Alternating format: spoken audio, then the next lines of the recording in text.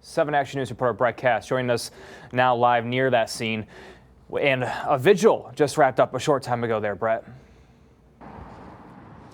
Yeah, that's right, Brian. You can see this post right here near the intersection filled with flowers and pictures of Jessica as people came out to remember the woman that meant so much to so many.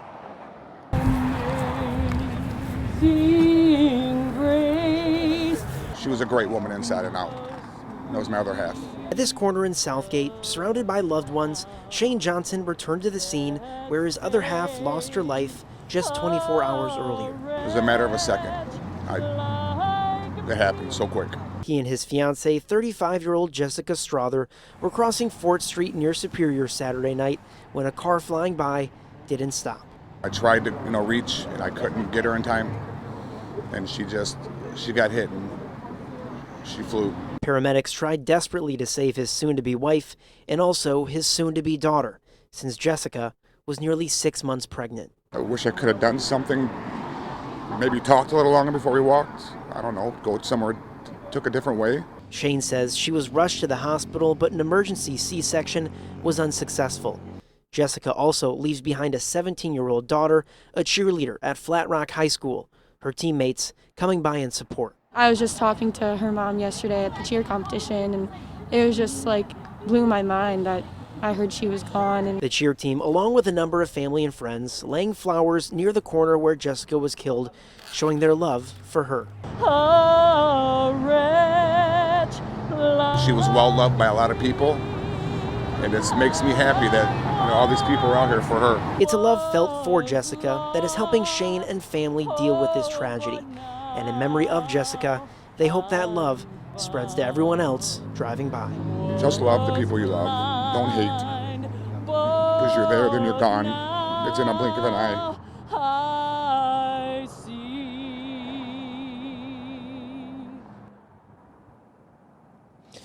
Now, Southgate police told us last night that this was a hit and run. Shane had told us today that he has heard the driver has turned themselves in. Reporting here in Southgate, I'm Brett Cass, 7 Action News. Just a heartbreaking loss, Brett. Thank you for that report.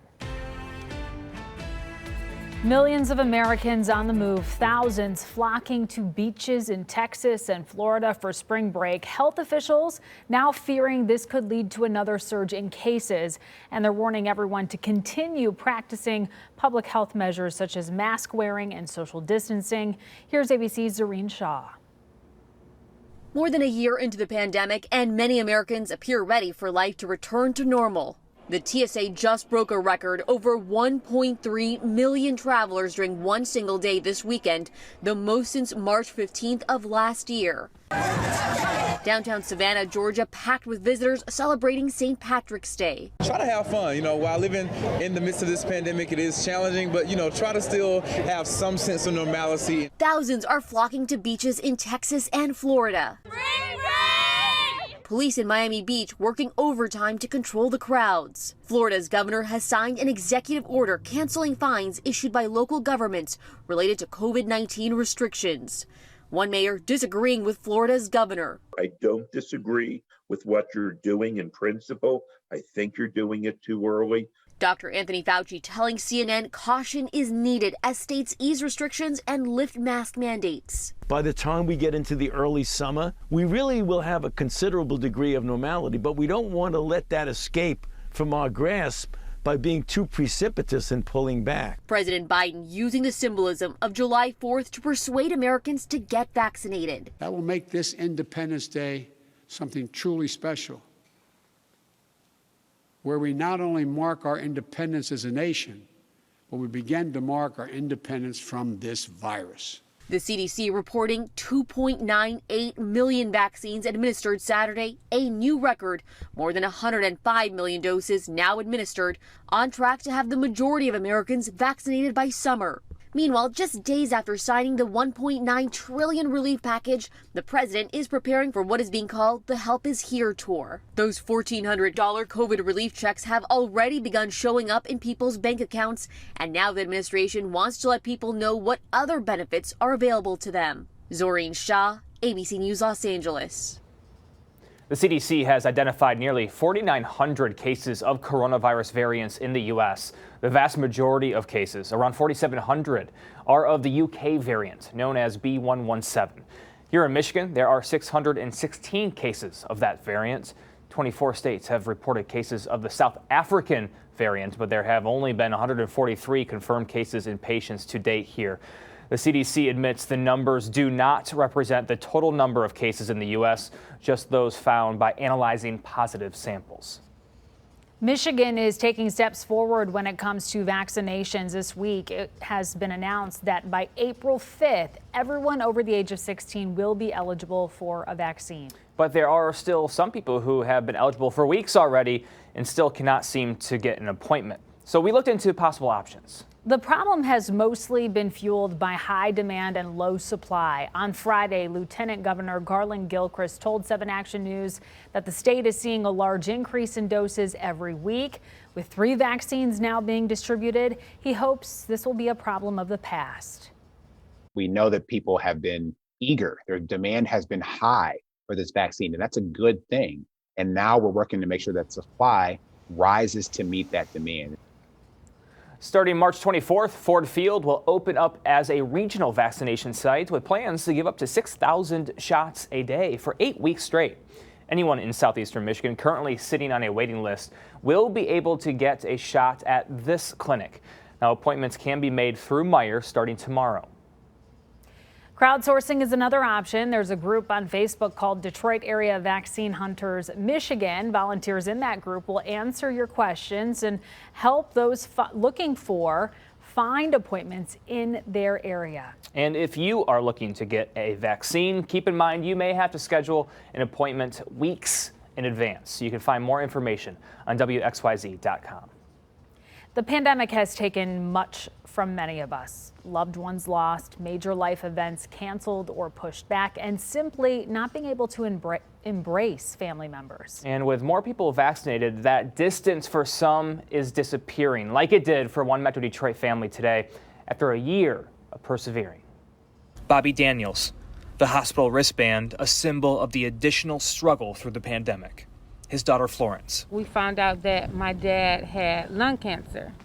So, and on top of that, CPOD. Age 63 and those diagnoses meant high risk for COVID. It was difficult seeing him go through, chemo and everything and losing his hair and being tired and not being able to physically be there. I wanted to be there.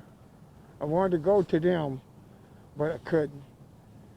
They wanted to come to me, but they couldn't. That all changed, however, after his recent vaccination. His 4 grandchildren getting to see their grandpa again in Detroit. Hey! Granddad! Hey, how y'all? What's up, big boy? Hey, Momo. Miss you too. The grandkids, 10, 8, 5, and 3, reunited. What's up, man? You all right? I love you guys. One coming back in for a second hug. I miss y'all. He just couldn't believe he was right there with him and not on FaceTime or video chat. I'm not out the woods, but I can see the road, and I'm grateful for that. And we are grateful as well. Hugs a year in the making, Amira. Yeah, warm hugs at that. And we got not warm temperatures, we got cooler temperatures ahead for us. Meteorologist Mike Taylor keeping an eye on the forecast. Mike. Hey, that's right, guys, and you're definitely going to notice and feel the difference into the day tomorrow. A storm is headed this way. It's going to bring cooler temperatures and maybe a little bit of snow. I'll break it down for you coming up. Plus, stimulus scams, the 2 big schemes to watch for so you don't fall victim.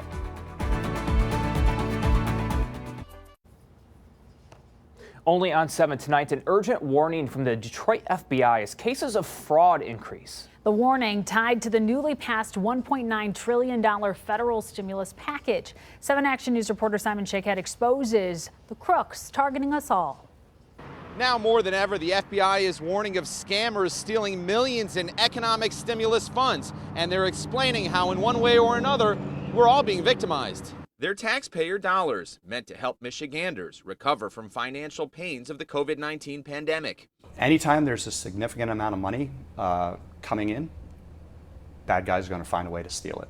FBI Assistant Special Agent in charge, James Barnacle, says those funds are also being targeted yet again with the passage of another massive stimulus package. And of those who've lost their jobs, some are finding out the hard way they're among the victims. Over 1 million Michiganders have lost their jobs in the last year. We've had folks go to file for unemployment and they find out their name and social security number is already being used. Barnacle says monitoring your credit is the first step in keeping track. Also consider identity theft protection. Another wave of scams is hitting seniors with calls and emails pretending to be from the IRS or utility company. Some even urging the target to buy gift cards and share their numbers over the phone. We see our elderly population being targeted with several scams: law enforcement impersonation scams, tax scams, people calling and saying there's a utility bill that's unpaid. And there's also a particular technique that's fooling people that the FBI is warning of. Bad guy, right, puts a sense of urgency. It's a high priority. You got to do it now. Add to that other crooks calling to offer expedited access to COVID vaccinations for an upfront charge. That's completely illegal too. The vaccinations will be available to everyone in the United States, and we do not have to pay for them. And a growing number of fake companies are stealing PPP money that comes from taxpayers to help businesses stay afloat. It's all on the radar of special agents who are cracking down.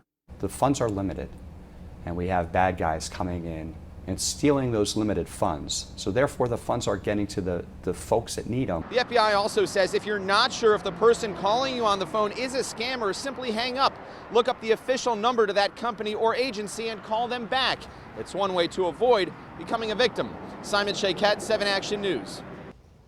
Simon, thank you. Plans are underway to ease security measures at the U.S. Capitol. Authorities say they intend to cut down on the amount of fencing along the perimeter and decrease the number of National Guard troops. However, according to an internal email, Capitol Police say they are still dealing with an increased threat after January's siege on the U.S. Capitol. A couple of weeks after the outer fence is taken away, Capitol Police will reevaluate the overall situation. Big cats are on the prowl in Michigan. The DNR saying there were 14 cougar sightings in 2020. All except one were spotted in the UP. It's the most in 1 year since the Michigan Department of Natural Resources started keeping track. Experts say thanks to technology, it's now a little bit easier to follow the animals.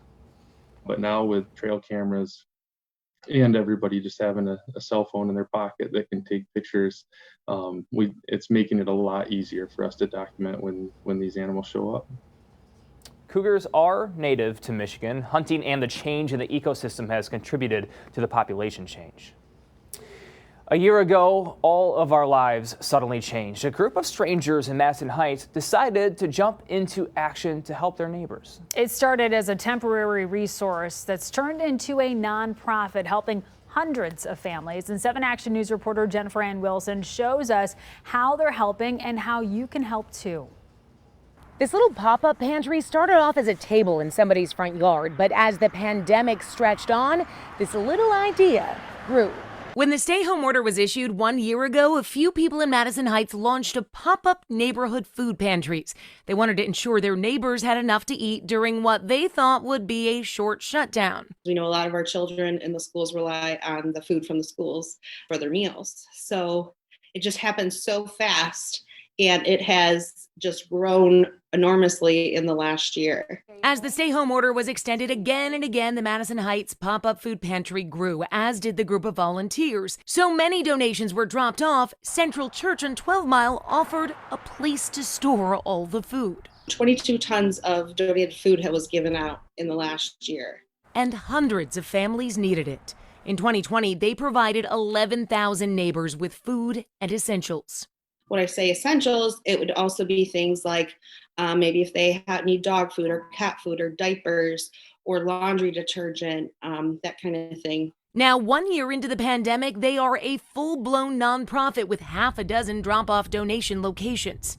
We're open the first and third Saturday, and we still average over 300 people that we are feeding every other Saturday. They also still keep those mini pantries stocked throughout the neighborhoods. You don't have to live in Madison Heights. Anyone is welcome. In times of trouble, Mr. Rogers always said, look for the helpers, but this group of people in Madison Heights decided to become the helpers their community needed. Our neighbors are so giving and have such good hearts during this very difficult time.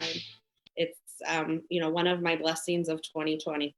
There's a drive-through pantry twice a month now here at Central Church. If you want more information, we'll put it on our website at WXYZ.com. I'm Jennifer Ann Wilson, 7 Action News. All right, to our forecast now with a live look over downtown Detroit, where it is cold and quiet. Meteorologist Mike Taylor has a look at what we can expect this week. Mike, any sunshine on tap for us? I think you will get some sunshine, Amira, but it is going to take a step back thanks to this system here. It's a slow mover, and thank goodness for that. It's going to wring out much of its energy, much of its moisture over in the Central Plains here. It's producing heavy snow up to 1 to 2 feet in some spots and even some severe weather down towards the south. What's left of this system is going to move in our direction. We had some beautiful skies today, lots of sunshine, mainly because of this area of high pressure. It's going to set up an easterly flow into the day tomorrow. That's going to do two things. It's going to bring in some drier air that'll eat away at this moisture as well, but it's also going to cool us down. So even though we had highs climbing up near 50 degrees today, it's not going to be the case for tomorrow. 45 is average, so 5 degrees above average. Notice the morning start at 36, so we were above average today from start to finish, but now temperatures are going in the opposite direction. In fact, we're already down to the freezing mark at 32. Feels like 26. Winds only from the east at 7 miles per hour. They have been gusting at times up to around 15, but I'm expecting the winds to lighten up a little bit. Numbers are going to go down into the low 20s for tonight, but when you factor in the wind chill, even though the winds are light, it'll feel like the teens. So if you put the winter coat away, you're going to need it for tomorrow morning because temps are going to feel like winter once again. Here's a look at the overnight low temps up here at around 19 degrees, Pontiac at 20, down towards Adrian and Monroe at 22. Now, it will be a quiet and bright start to Monday, but by the afternoon, I'm thinking the clouds will eventually take over, and then we'll have a mix of rain and snow towards late Monday night going into Tuesday morning. A high temp of just 37 degrees. So that's about a 20-degree drop in most spots of Metro Detroit. These are the high temps. This will be the coldest air we've seen probably in about close to 2 weeks, so it's been a while. So it could be a shock to the system. 39 in Ann Arbor, 37 in Detroit, and 38 over in Port Huron. Now let's get back to the rain and also the snow. We're expecting this to move in Monday night. Numbers are going to be closer to the freezing mark, so I haven't used this term in a while, but we could have some slick spots for some bridges and overpasses. If that does pan out, that will be Tuesday morning. We'll have the greatest concern. That's because temps will be in the upper 20s to low 30s. So even a little bit of moisture goes a long way in icing things up. After that, the rain begins to pull away and we'll start to dry conditions up and also warm up too. So Tuesday's forecast will have a cold start. Highs will reach the mid 40s. Once the 40s return, they're going to stick around here. In fact, 54 will arrive for Wednesday. And the first day of spring brings 50s back and also the sunshine back. But at least we'll start to warm up near 60 by this upcoming Sunday. Something to look forward to, Mike. Thank you. A beloved teacher fighting for his life. How the community is coming together to help him and his family. But first, the Tuskegee Airmen getting a major honor here in the Motor City. Details next. A museum honoring the legacy of the nation's first all-black air fighter squadron is now in the Motor City. The Tuskegee Airmen National Museum is now housed at the Charles H. Wright Museum in the Coleman A. Young Gallery. Young was Detroit's first black mayor and a second lieutenant, bombardier, and navigator for the Tuskegee Airmen. A virtual grand opening scheduled for March 22nd, exactly 80 years after the squadron's activation by President Franklin Roosevelt. A beloved Taylor teacher is in the fight of his life. He was recently diagnosed with stage 4 cancer and has been given limited time to live. Now the community is showing their support to make sure he and his family are provided for while taking on this deadly disease. 7 Action News reporter Allie Hoxie spoke with his wife about their efforts to keep going. It was back in February that Derek Canellis was rushed to the ER. He and his family assumed the pressure in his chest was because of COVID. It turns out the diagnosis was much worse. They ended up doing a scope a couple days later and found that he has gastric cancer. Derek Canellis not only had COVID, but cancer and given limited time to live. 2 to 3 months probably without treatment. And anywhere from 1 to 3 years with treatment. That's just not enough time for Tina. They've been together for 25 years. It's also not enough time with his 2 kids, 13-year-old Dominic and 16-year-old Brianna. After delays in treatment here in Michigan, Tina and Derek rushed to Houston. We got discharged from the hospital about 9 p.m. that night, and we were on a plane at 6 in the morning the next day.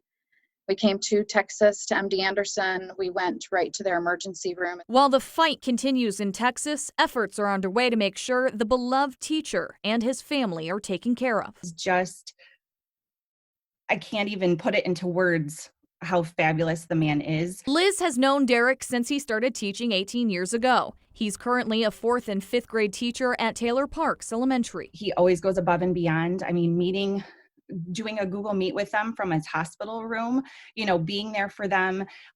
It's just been amazing to see. His humor and his wit displayed on Facebook. While updating his friends on his prognosis, he writes, "I'm not someone who eats baked chips or enough vegetables, but they say it's a hereditary thing, not something I caused. Hashtag Mountain Dew forever." Uber sarcastic. And so even just texting him the last month or so going through this ordeal now, he still has the humor that he would have had this never happened. Look no further than Derek's GoFundMe page to see just how loved he is. One person writing, "This man is too important to lose. Teachers are so valuable for creating well-educated American citizens. He simply must recover." Thank you doesn't seem like enough. We're so incredibly grateful for all of the love and the support. We put the GoFundMe page for Derek and his family on our website. That's at WXYZ.com. Allie Hoxie, 7 Action News. Allie, thank you. Still ahead in our next half hour, new allegations against New York Governor Andrew Cuomo. A 7th woman now coming forward. How one top Democrat is now responding to the allegations. But first, an increasing number of migrant children at the U.S. border. How the Biden administration is responding.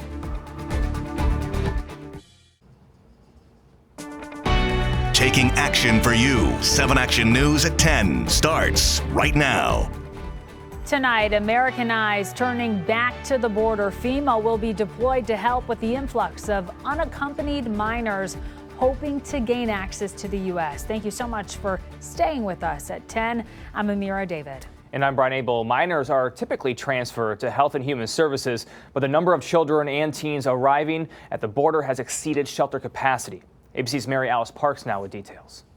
The Biden administration mobilizing FEMA to help care for the growing number of unaccompanied migrant children arriving at the U.S.-Mexico border. This recent drone video shows some of the asylum seekers waiting to be processed at a processing site in Texas. The administration is working to transfer unaccompanied minors to facilities run by the Department of Health and Human Services. But a spike in arrivals has exceeded capacity, which has already been cut to limit the spread of COVID-19. This is a humanitarian challenge to all of us.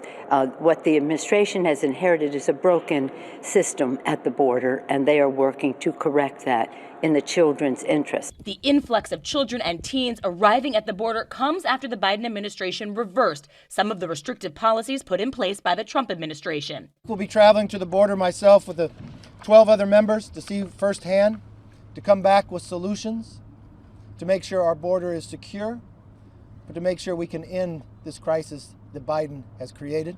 Texas Governor Greg Abbott telling Fox News he visited the border last week. The Border Patrol themselves, and really everybody here in Texas, has known that this is coming, especially because of the change in policies by the Biden administration.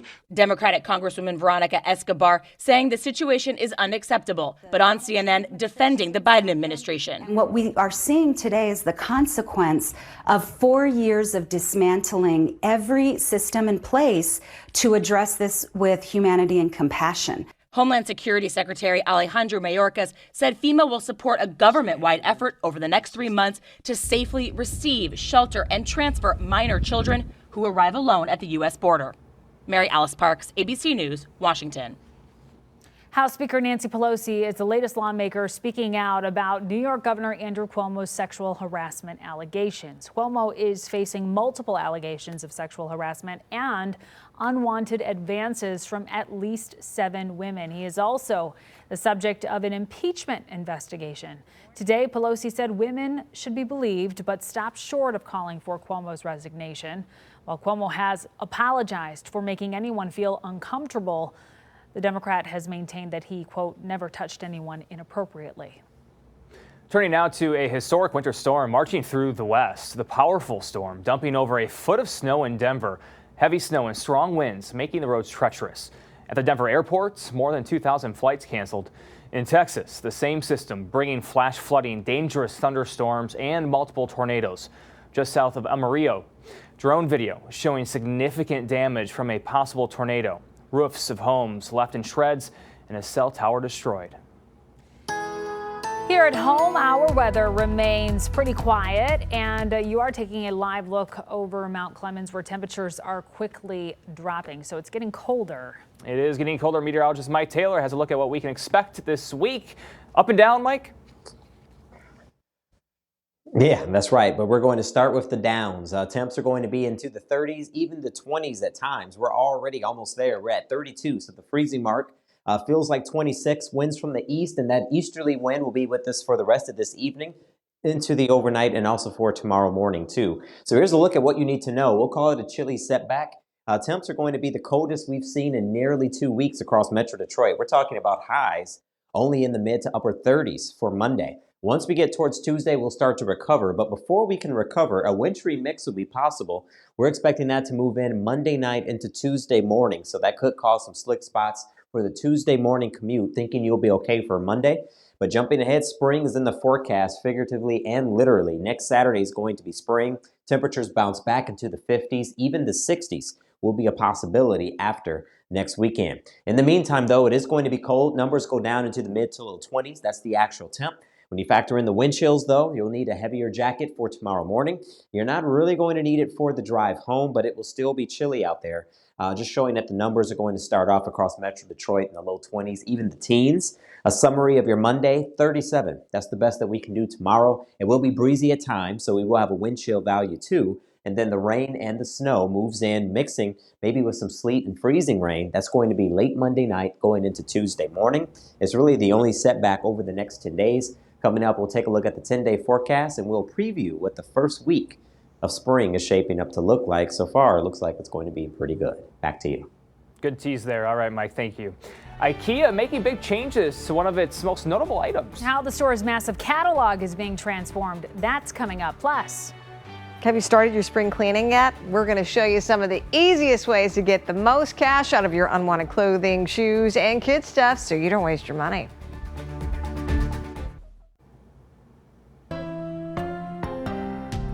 Between the pandemic and the arrival of warmer weather, spring cleaning may be on your mind. Yeah, so beyond yard sales, where can you sell your stuff for top dollar? Alicia Smith shares some good options so you don't waste your money. After almost a year in lockdown, many of us have had closets bursting with clothing, shoes, and toys that we'd love to clear out in the spring. If so, there are some great places that'll pay you cash for them. Melanie Dicker's home is filled with clothing and toys. There's toys in there. So it's like they're like everywhere. Even her dining room is cluttered. So this here is my second grader stuff, and then this is my 9-year-old. She's ready to clear this all out. Hard to say, but it's a lot. Tiffany Carroll is also ready for spring cleaning. I have 3 closets worth of clothes. No excuses whatsoever. But if you want to get rid of some of your closet clutter, where do you go? For top dollar? Consignment shops. Bring your things in. We select what we feel will sell and make you some money. Consignment shops typically do a 50-50 split on the proceeds. So you may have to wait a few weeks, but Donna Spiegel says it is worth it because you make more money. Yard sale, people want to pay you $1.50 for an actress. And here she says a purse can bring in $75. A nice pair of women's desk shoes. Berries, $24.99. Boys, girls, infant, toddler. Children's clothing is now a big seller too. Want to get paid faster? Go to a resale shop. They may not pay as well as consignment, but you walk out with cash on the spot. Top chains include Closed Mentor, Plato's Closet, and Once Upon a Child. What are shoppers looking for most? Walkers, cribs. Laura Lewis, manager of Once Upon a Child, says to make the most money, bring in athletic wear. You know, the big brands, Nike, Under Armour, Adidas. Don't want to deal with the store? The pandemic has seen an explosion in selling apps that work like consignment shops in some cases, or a classified ad in others. The most popular include Let Go, OfferUp, ThreadUp, Mercari, and Poshmark. Or if you want to just sell locally and keep all the proceeds yourself, two of the best are Nextdoor and Facebook Marketplace. Melanie and Tiffany are going to give consignment and resale shops a try. It's perfect. Finally, realize that demand is highest right now for stay-at-home clothing as opposed to business wear. As always, don't waste your money. I'm Alicia Smith, 7 Action News. Alicia, thank you. The IKEA catalog has now been transformed from print to digital in the form of a 4-hour podcast. Yeah, IKEA announcing last year that it would be discontinuing its bulky print catalog, which has been sending out for 70 years. The Swedish retailer is touting the new audio version of its catalog as handy and, of course, hands-free. IKEA's online sales got a big boost during the pandemic as people turned their homes into makeshift schools and offices. The new IKEA audio catalog is available for free on YouTube, Spotify, and audiobooks.com. Great idea. How do you, but it's so visual though, isn't it? You would think, but I'm sure they found a way. All right.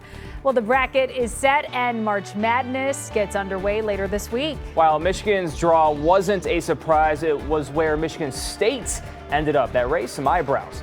Brad Galley has bracket reaction from both teams next in sports.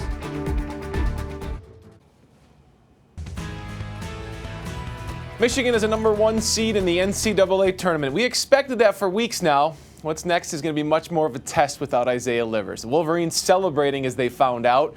It's the first time U of M is a top seed since Juwan Howard was a sophomore. Wolverines get the winner of Mount St. Mary's and Texas Southern, a play-in first 4 game for those two. Michigan has 3 losses in the last 5 games, but Hunter Dickinson spilling some major confidence. He said everyone in their locker room believes they have the best team in the country and believes they will win the national title. Every college basketball player wants to get to the tournament because all of them want to win it. The ultimate goal is to cut down the net and win a championship. Now that, as a coach, I get that opportunity again. And I'll never forget going back to my press conference when I said I have an unfinished business. This is the unfinished business. Michigan fans are going to like hearing that. Michigan State is in the tournament for the 23rd straight time, but the Spartans are in the first 4, a play-in game, and they have a date with UCLA. It is a play-in game for the 11th seed to face #6 seed UCLA. That's wrong. To play BYU, sorry. Michigan State now has the 2nd longest tournament streak, but the road to get in this year wasn't easy. It took a really impressive stretch to close the regular season. 3 wins over top 5 teams to secure a spot. Those wins leaving a lot of us wondering how MSU got stuck playing in a play-in game. We came back and played those 3 games. As I look back, would I have been better off not playing them? Did I hurt my team some? Maybe. But you know what? We did what we were supposed to do. I look around the country. I see some teams that played a lot.